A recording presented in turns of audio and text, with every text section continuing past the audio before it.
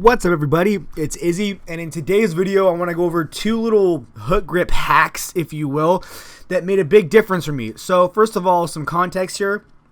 I recently bought a Rogue Ohio power bar. So for those of you who don't know, it's basically a bar that's almost like the exact same specifications as an Eleiko bar. It's like a clone of the Eleiko bar, but it's $300 instead of like $1,000.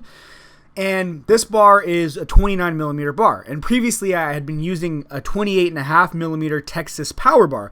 And while half of a millimeter in diameter obviously isn't a huge difference, it was enough that it really changed my positioning with hook grip. And then for whatever reason that I could not figure out why, the bar was slipping out of my left hand, and it was only on my left hand. So after, 3 or 4 sessions with this bar, I feel like I finally figured out what the problem was, and I'm going to go into how I fixed it now. So if you hold out your thumb like a thumbs up, right, but point your thumbnail at your face, you'll see that there is skin on both sides of the thumbnail, right? The nail kind of comes down into a U shape, and on either side of the thumb, there is skin. So on the skin that's closest to your fingers, and then on the skin that is on the outside of your thumb, that's what I'm referring to here. So we'll call the skin closest to your fingers the near side of your thumb, and the skin on the outside of the nail that's away from the fingers the far side of the thumb.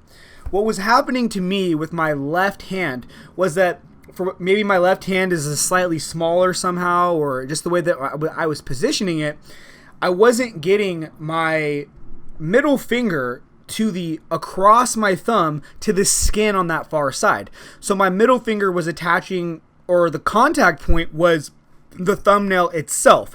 Whereas on my right hand, and this was the hand that was not slipping, the contact point for my hook was the far side thumb skin.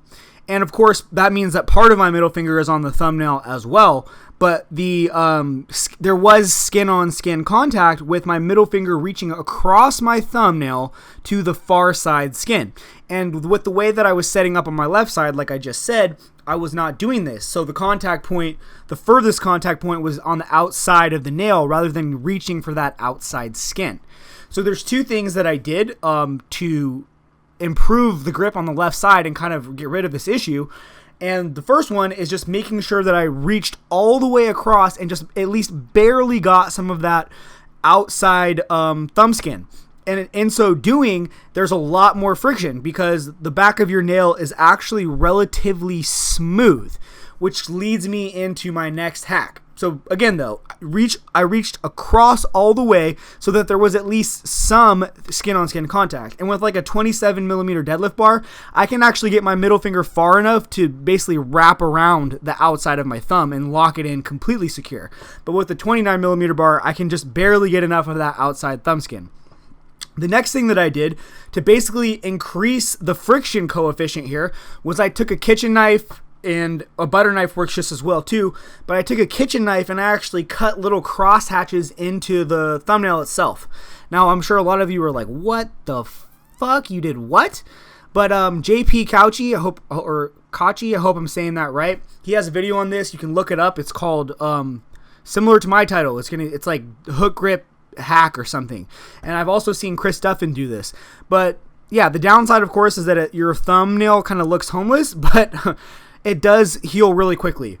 But yeah, that's what I did. So to increase the friction coefficient on the left hand that was slipping, I made sure that I was reaching all the way across my thumb, getting at least some of that outside skin on the other side of the thumbnail. And then the other thing that I did was that I cut little divots and cross hatches into the thumbnail itself so that it wasn't so smooth. And of course, again, giving just like the bar has knurling, right? It's a similar effect. The bottom of a shoe will have, patterning on it as well that increases grip, and just cutting some of that into your thumbnail can make a big difference and increase the friction a little bit, and that will stop your grip from slipping.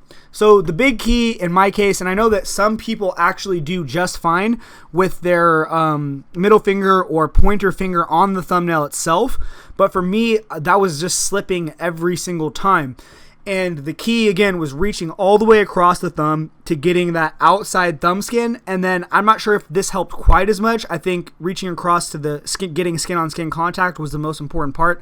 But I also cut little lines into my thumbnail. And it doesn't have to be super deep. Don't go crazy. With a basic kitchen knife. And then I brought a butter knife to the gym as well and kind of redid it on some of my top sets so that it was more fresh. And that made it so that my nail wasn't just perfectly smooth.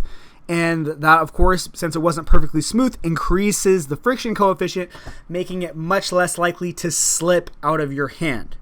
Anyways, guys, those are just 2 quick tips for hook grip that I wanted to share with you if you're having problems with the bar slipping, particularly on thicker bars, because it's really easy, in my opinion, to, for most people I have small hands. Like, they're like 6.5 inches long from the tip of my middle finger to the palm or something like that.